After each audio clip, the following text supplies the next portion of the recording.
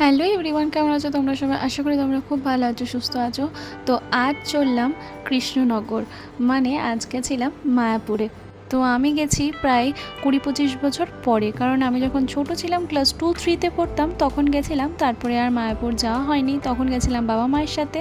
আর এবার গেছি আমার শাশুড়ি, ননদের ছেলে আর আমার বরের সাথে। তো দেখো কিভাবে আমরা গেছি, তোমাদের সাথে পুরো ডিটেলসটা শেয়ার করব। তো আমরা থাকি বেহালায়, তো আমরা বেহালা থেকে বাস ধরে চলে গেছিলাম শিয়ালদা। তো শিয়ালদা থেকে ছিল ট্রেন, তো আমরা ট্রেনে করে তারপর গেছি কৃষ্ণনগর স্টেশন, নেমেছি। আর তারপর ওখান থেকে টোটো ধরেছিলাম। তো তারপর টোটো করে আমরা একটা ঘাটে গেছিলাম, স্বরূপগঞ্জের ঘাট। তো সেখান থেকে ছোট্ট একটা নদী আছে, সেটা আবার লঞ্চে করে পার করতে হয়। এই যে ঘাটটা দেখতে পাচ্ছেন, ঠিক তার ওপারেই মায়াপুরের মন্দির। এই লঞ্চের টিকিট নিয়েছিল এক একজনের জন্য মোটে 3 টাকা করে। তো তারপর এই ঘাটটা পেরোলেই আবার অপর দিকে নেমেই সেখান থেকে আবার টোটো ধরে নিতে হয়। এই টোটোই আমাদেরকে একদম মায়াপুর মন্দিরের সামনে নামিয়ে দিয়েছিল। এত বছর পর যখন এসেছি তখন সব কিছু যেন নতুন নতুন লাগছিল, কারণ অনেক কিছু চেঞ্জ হয়ে গেছিলো। তো আগের ওই মন্দির আর নেই, এখন নতুন করে মন্দির তৈরি হয়েছে, আর সেই মন্দিরের কাজ এখনও পর্যন্ত চলছে। যখন ছোটোবেলায় এসেছিলাম তখন সবে এই মন্দিরের পিলারগুলো উঠেছিল, একদম নতুন নতুন কাজ শুরু হয়েছিল। আর এখন যখন 20-25 বছর পর এসেছি তখন আমি তো দেখে অবাকই হয়ে গেছি, কারণ এই মন্দির প্রায় শেষের পথে। মন্দিরের কাজ আর সামান্য কিছু বাকি আছে। আর কি সুন্দর দেখতে লাগছে দেখুন মন্দিরটা। তবে আমরা দিনের দিন গিয়েই আবার দিনের দিন ফিরে এসেছিলাম বলে আমরা কিন্তু নবদ্বীপ যেতে পারিনি। মায়াপুরের সাথে নবদ্বীপেও যাওয়ার ইচ্ছা ছিল, কিন্তু একদিনেই সবটা হয়ে ওঠেনি। আর অবশ্যই মায়াপুরের সাথে নবদ্বীপ যেতে হলে একদিন ওখানে থাকতেই হয়, তবেই সব কিছু দেখা সম্ভব। কিন্তু একদিনে কখনোই মায়াপুর আর নবদ্বীপ একসাথে দেখা সম্ভব নয়। আমাদের হঠাৎ করেই প্ল্যান হয়েছিল বলে আমরা দিনের দিন গিয়ে দিনের দিন ফিরে এসেছিলাম, থাকার সেরকম একটা প্ল্যান ছিল না।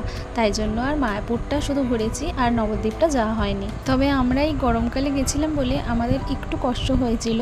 যারা শীতকালে যাবে তাদের জন্য কোনো কষ্টই নেই, তবে হ্যাঁ, গরমে কিন্তু ওখানে খুবই কষ্ট হয়, কারণ মন্দির 1টার সময় বন্ধ হয়ে যায়, আবার 4টের সময় খোলে। তাই সেই সময়টা কিন্তু সবাইকে বাইরে ওয়েট করতে হয়। আর এই গরমকালে বাইরে ওয়েট করা এই রোদের মধ্যে মানে খুবই কষ্টের ব্যাপার। আমরাও বাড়ি থেকে বেরিয়েছিলাম 8:30টার সময় এবং পৌঁছেছিলাম তখন প্রায় 1:30টা বেজে গেছিলো। আর মন্দির 1টার সময় বন্ধ হয়ে যায় বলে আমরা তখন ঢুকতে পারিনি, তাই জন্য আমরা তখন গোশালায় গেছিলাম। একদম মন্দিরের পাশেই হচ্ছে এই গোশালাটা আছে। আর এখানে অনেক গরু আছে এবং ষাঁড়ও আছে, অনেক পুরনো গরু আছে যারা অনেক বয়স্ক এবং যাদের অনেক বড় বড় শিংও আছে। তো আমরা এই গরু দেখতে এসেছিলাম। এখানে এই গরুকে এবং ষাঁড়কে সবাই খাবারও দিচ্ছিল, আলাদা করে খাবার কিনতে পাওয়া যায়, সেই খাবার নিয়ে এই গরুদেরকে খাওয়ানো যায়। এই গরুর শিংটা দেখুন কত বড়, এবং এই গরুটা খুব বৃদ্ধ। এখানে এই গরুর দুধ দিয়ে অনেক রকমের খাবারও পাওয়া যায়, যেমন ক্ষীর, দই, লস্যি, ঘি, মাখন সব পাওয়া যায়। তো তারপর আমরা এই গোশালার বাইরে ক্ষীর দই আর মিষ্টি দই খেয়েছিলাম, টেস্ট ছিল খুব ভালো। মায়াপুরের মন্দিরের ভিতরে ভোগও খাওয়ানো হয়, কিন্তু আমরা আর ওখানে খাইনি।